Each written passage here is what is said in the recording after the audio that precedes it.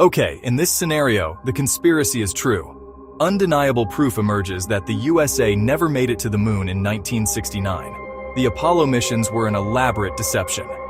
Let's explore two alternate timelines. One where the truth comes out in 1971, just 2 years after the supposed triumph, and another where it's revealed in 2025, over half a century later. We'll dive into the chaos, the consequences, and the stark differences between them. Imagine it's 1971. The world is still buzzing from Apollo 11.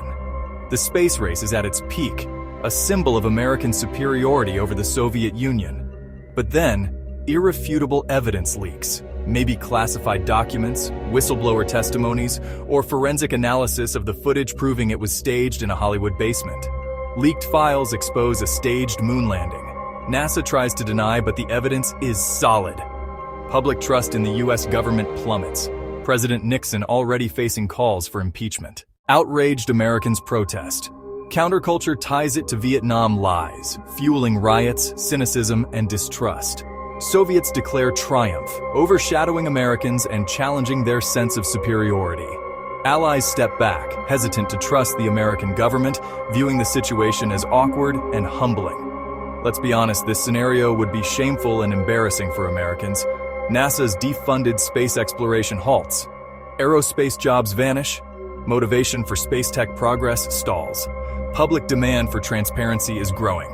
Government reforms are undeniable, pushing for declassification and greater accountability.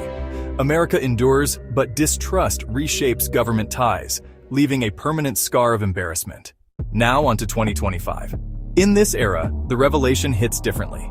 Cynicism is already baked in decades of constant tragedies. 9/11, COVID, mass shootings, and fake news have numbed us. Social media amplifies the story instantly. Moon hoax trends worldwide, memes flood the internet, but so do debunkers and fact-checkers. Government response? A congressional hearing. Maybe some officials resign, but no full collapse. Trust is low anyway. NASA weathers the storm. It's no longer the sole player. Private companies like SpaceX and Blue Origin continue unabated. Elon Musk might even tweet, "Let's go, I'm gonna be first." Internationally, reactions vary.